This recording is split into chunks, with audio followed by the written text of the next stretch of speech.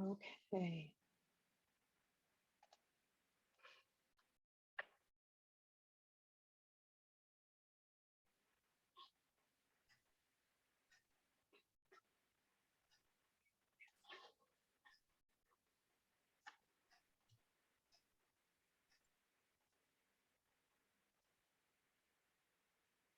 Okay, we want to welcome you to the Digital Learning Environment Update. And this is being done by the SUNY Oswego Campus Implementation Team. Our agenda for today is to meet the team. What does DLE mean? The DLE selection process, the DLE committee structure, the implementation migration timeline, Brightspace features and functionality, and communication and training. So Sean is going to start us off with the implementation team. I was on mute, sorry. Yes, welcome everybody. We're planning on how we can go and implement the new digital learning environment. And we are working on a tight timeline, it feels like, although I have to say over the last couple of weeks, it feels like we're moving at a little bit faster rate, and I'm very confident we're going to be able to go and to do it. We've assembled a team to really go and assist with going and making sure that we move the project along. And you can see we have Jill Pippin from Extended Learning, Nicole Decker from Campus Technology Services, Greg Ketchum, Teresa, and Kathy Detton here in terms of, are really the boots on the ground, and really with Kathy and Teresa and Greg and Nicole, they're very integrated inside the SUNY and the different committee structures. And I know that we're really getting the latest and up-to-date information that SUNY has to offer. And I will pass it over to Greg, who's going to explain what a digital learning environment is. Thanks, Sean. There's a good definition on your screen here that I won't necessarily read to you, but I will say it's broader conceptually than what we've come to think of before in terms of what a learning environment is. So it is the learning management system, but then it's the other supporting structures, like perhaps your video and your audio, and perhaps your student retention system like Starfish. So it's all of those tools, thinking about it holistically, and how the learning management system is really the hub of that kind of architecture. So Kathy, you want to go to the next slide? Yep. So with that in mind, an RFP, which means a request for proposal, was created some time ago. I mean, at this point, greater than 2 years ago. This is the formal bidding process that the state engages in when things are above prescribed dollar value. So basically a set of specifications is developed and then published, and then any vendor who feels that they meet that published criteria can enter a written response to demonstrate how they meet those needs. So this was really a cross SUNY project, literally dozens of people involved in helping to build what those specifications were.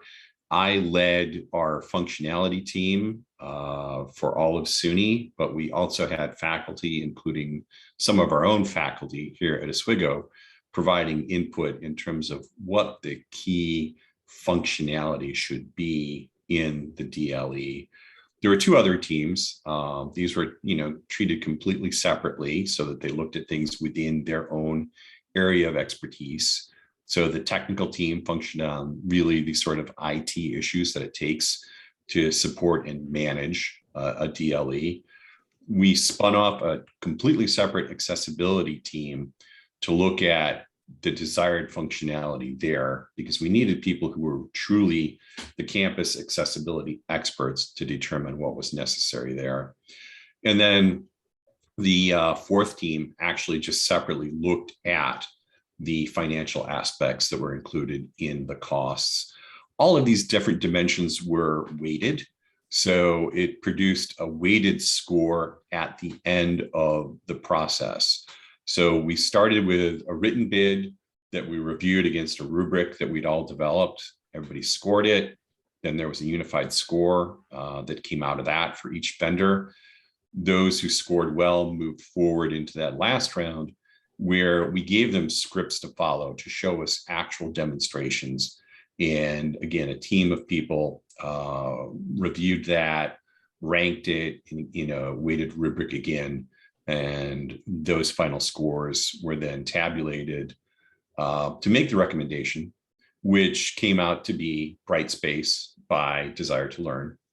And SUNY then entered into the fairly long process of contract negotiation, which has to go through multiple levels, finally out, into the office that controls actual contracts and bidding. And so that was really just finalized not that long ago, as you can see, in September. And that leads us to where we are at this point in terms of the cohorts and how we're going to move forward. And based on that, I will ask Kathy actually to bring us forward to our next slide. I see this is still me. Okay. So across SUNY, there are these various steering groups and strategy groups that are guiding the implementation. Because this is a SUNY-wide implementation. It's not just Oswego. It is potentially for all 64 campuses. So there's things like policy. There's things like the actual technical configuration. There's things like, rights and roles of all users, all these myriad of details that have to be developed, defined, and then deployed. So a fairly complex set of puzzle pieces here that all come together to eventually deploy the DLE. And on that, I guess I will also say that we have representation on the technical implementation work group. Kathy and Nicole are participating, and on the campus implementation planning work group, again, Kathy and Teresa are members. That particular group is looking at the development of course templates and also how faculty workshops, faculty training, and learning resources are going to be created, managed, and shared. So that's the foundation of what we're looking at. Now, Nicole is going to talk next about what the actual migration timeline looks for us. Thanks, Greg. So SUNY decided that they were going to migrate all of the campuses over to Brightspace based on different timelines, and they called them cohorts. So among discussion with ourselves and some others on campus, we decided that we would be part of cohort 1. And that puts us in this January to December of 2022 timeframe for implementation.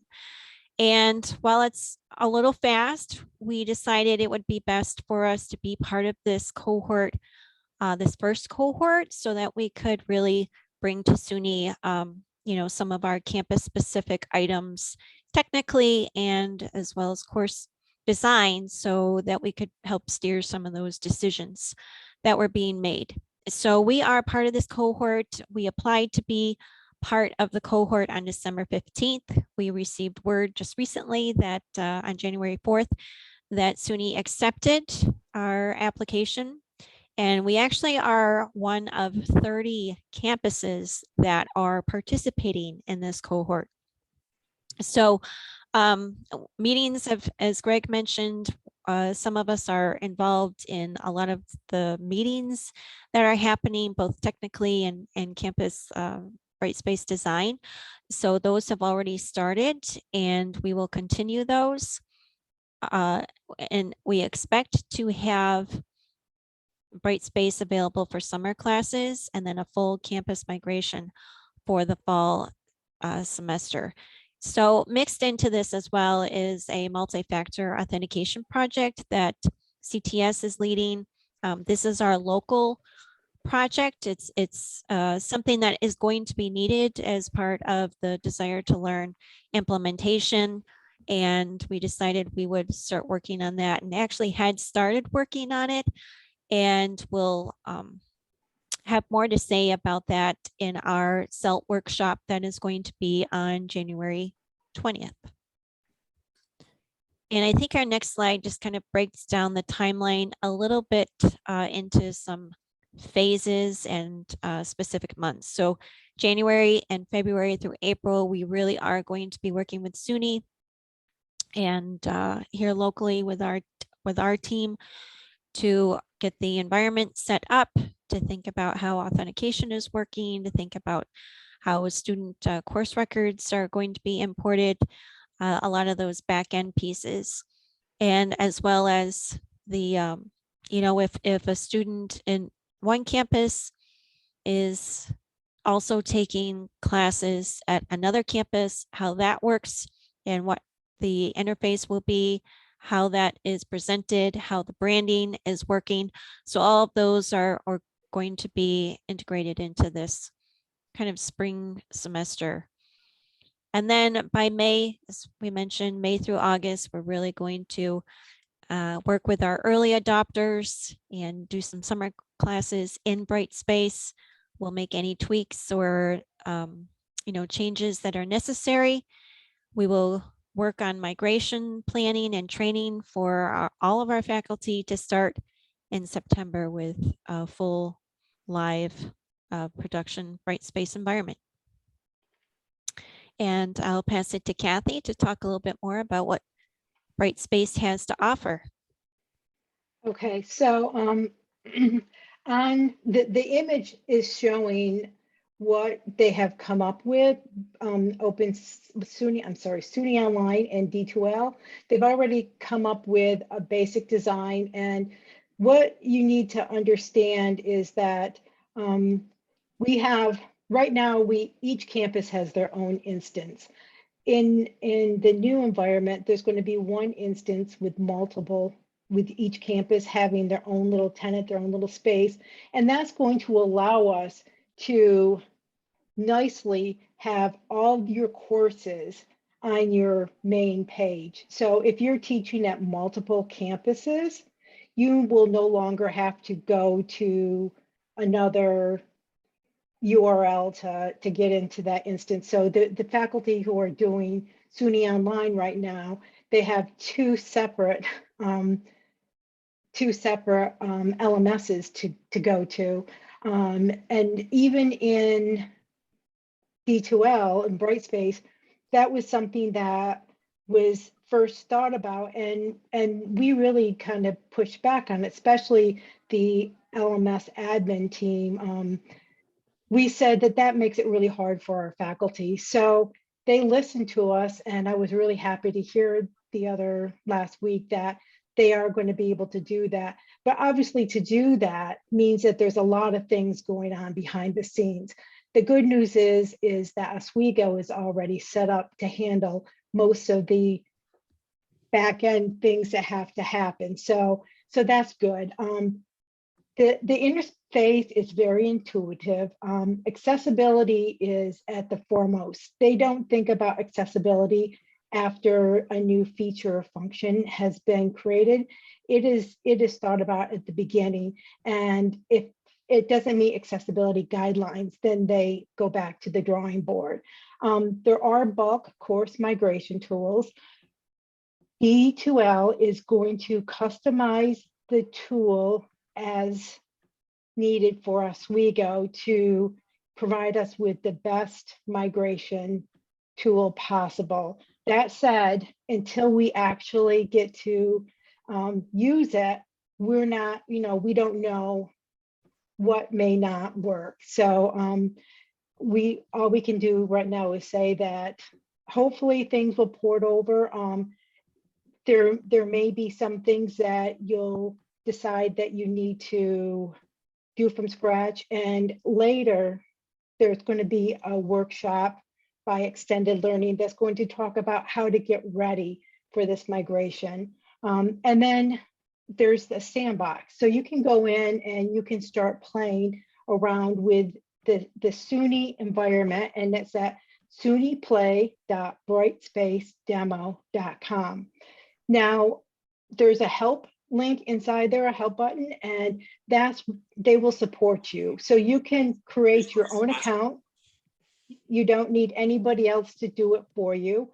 And D2L has a dedicated team that it replies very quickly to any questions that you may have.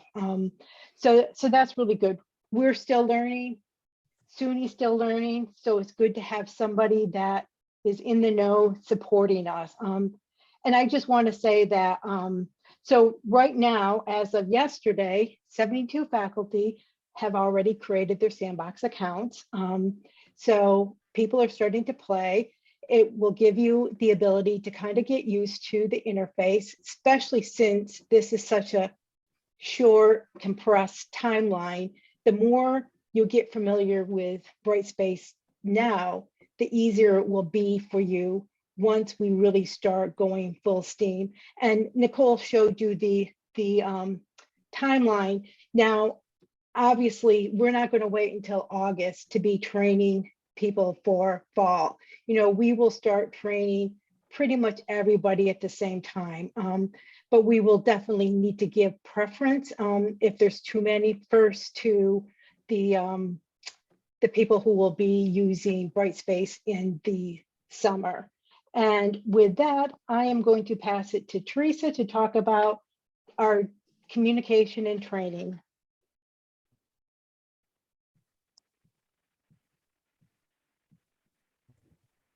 Okay. Okay. Yeah, no, that's okay. I had to like wrap my head around where I was because I was responding to the chat. So Oh, thank you. you're welcome. So as you can see here, there is the SUNY-wide website, which is tle.suny.edu. And that's where you'll see all of the updates from SUNY. There's also materials there. There are some of the recordings from prior webinars that particularly outline the functionality and features of Brightspace, and those can be really helpful to look at. There are also information on how, again, some of the stuff Greg already covered as far as how the process, how we got to where we are, and some FAQs, because there have been a lot of questions that have been asked by various campuses and various constituents, faculty, instructional designers, technical staff, and all of that. So there's a lot of great information there. Internally, we will be building our own site as well to keep everybody apprised of what is going on our end. Within that site, there will be updates, and there will also, as they become available, there will be a variety of resources that will help faculty and support faculty in a variety of capacities, such as, you know, providing you the information on how to do specific tasks within the DLE, but also other materials that can help faculty as they work through and think about how they might do different things within the DLE.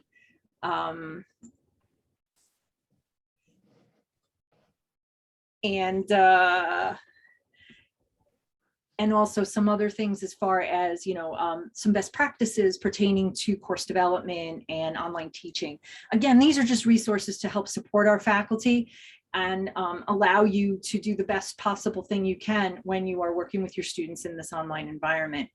The one thing you should be aware of is that when you go to the SUNY site, tle.suny.edu, you will need to log in using your Oswego credentials in order to be able to see everything that's there. As far as training, as you can see, we will be working directly with D2L because they have the expertise and resources of materials that they have created. And so we'll be able to link you right to that, and that will work for you. There won't be things that as things change, that things will get updated quickly. There will be some very specific things that will be that the support team will create and put on that site as well.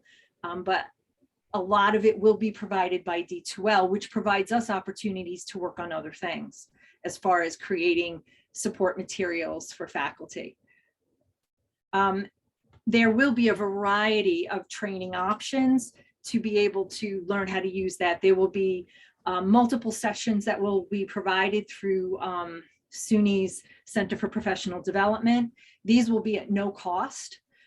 There will be self-paced options, and we will have local workshops because we realize too that sometimes it makes it easier for faculty to be able to be in a space with several people who are very familiar with how the tool works.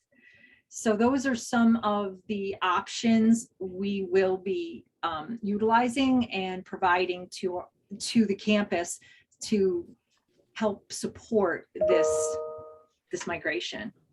And go ahead, go to the next slide, Kath. So this was a sample training timeline that was provided by SUNY. As you can see, the first ones that will be trained are the SUNY system administrators as well as the SUNY help desk. But not too far after will be the system administrators for cohort 1. So that would be people like Kathy, Doug, Carrie, myself, Nicole, probably Greg. I don't know if he wants to do that anymore. And whoever else we deem needs to have that. And that will be happening very soon because we're going to need to know what's on that back end and how to better, so we can do a good job supporting you all as we have been with Blackboard. And then again, not too long after that, you'll see then they'll be working with the cohort 1 IDs, because in some places the campus system administrators are different from the campus IDs. There are some campuses that are like that. And then again, within the next 2 to 3 months, we will be again looking at having all of those materials for our cohort 1 faculty. So our faculty who will be doing some, who will be using Brightspace during the summer. And again, faculty that are interested in doing that, I would please let Kathy or I know, and we will add you to our list. Because we realize some want to and some don't. And then remember, in summer, we have a variety of different semester lengths. We would recommend a 6-week course or a 12-week course. The 3-week, those will just take more time. And I think it's easy, it'll be easier for all of us if we look at it from that perspective. So I just wanted to, well, wait a minute before you hand it to Sean. I didn't hear you say this. You might have. Our campus will be creating our own website for this migration, like we did for Blackboard. We haven't started it yet, but we will. As you know, you can see, information has just really started coming to us fast and quickly. So it will be forthcoming. And now I will pass it to Sean.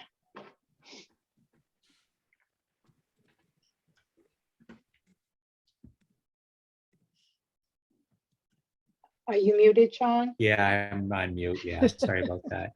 I was making a mute point, but I was just saying, I'm really just a figurehead in all of this, because you can see. So I want to thank Kathy and Nicole and Teresa and Greg for putting all this material together. It has been all happening very quickly, and at times it felt like there's really a dearth of information. But it is coming together, and as Michelle wrote, because we have the best folks working on these things, and it is true, we have a tremendous team. We're doing our best to share information as it becomes available, and everything that comes available, and when we know it, we really try to go and to make it available. We'll be looking at communicating regularly on Campus Technology Advisory Board meetings, CTAB, as I was saying, we'll do it in the ITC meetings. at every opportunity we have, we'll be working to go and to, let people know what's coming, how they can be involved, how they can get involved early, and issues that we're running into. So I guess if anyone has comments, questions, cries of anguish, feel free to go ahead and either put them into the chat or just go ahead and speak out.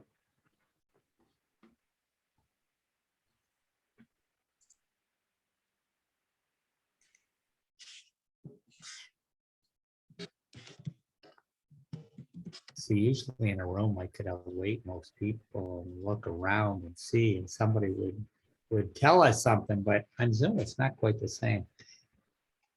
Yeah, okay, that's a good point. Thanks, Karen, for getting us in the first cohort. In the end, there's 30 schools in the cohort, and I will say that I don't think SUNY really had much choice but to put everyone into the first cohort that wanted to be in the first cohort. Otherwise, it was going to cost you $150,000 to stay in Blackboard for another year. And I'm really happy. I know for us, it was a priority to make the move in the fall. We did not want to go and be changing in the middle of the school year. And some schools have decided that that's what they prefer to do. But for us, I think it's undoubtedly best, even though the timeline's short, that we go and we get moved in as early as possible. I'll give, and also Teresa and Greg and Kathy and Nicole, they said if they chose us for the second cohort, we wanted to know if we could still move in the fall, on an even shorter timeline. So we did realize how important that was.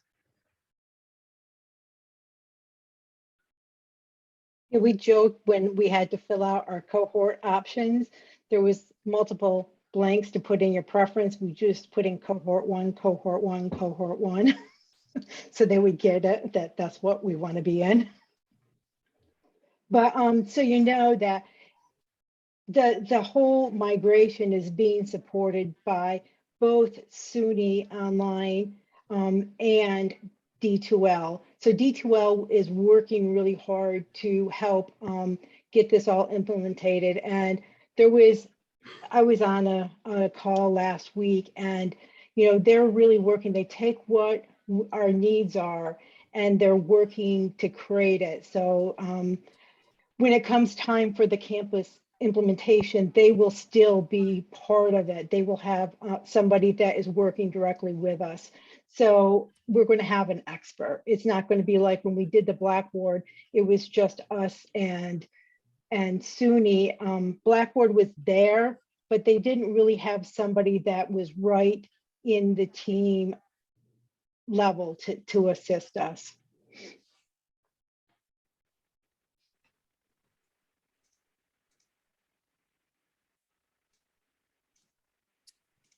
And I think that's it. If there are no more comments, questions, then we will go with this. We will continue to communicate on a regular basis. I give SUNY credit. They started putting out a monthly newsletter a few months ago and really tried to give the little information they had and go and share it. And even though there isn't a whole lot of information, I think we're all happy to share what's going on. And as the information will start sliding in now, and the training and the opportunities, I'm sure even we'll have a lot more by the time the month is over and as we start the school semester. And hopefully the earlier we can let people know, obviously they can plan with respect to everything that they have going on as the semester goes on. So thanks for coming. Thanks, everyone. We will. Yep. Okay. Thank you. Thank you. Thanks, John. Thank you. Yeah. How was 10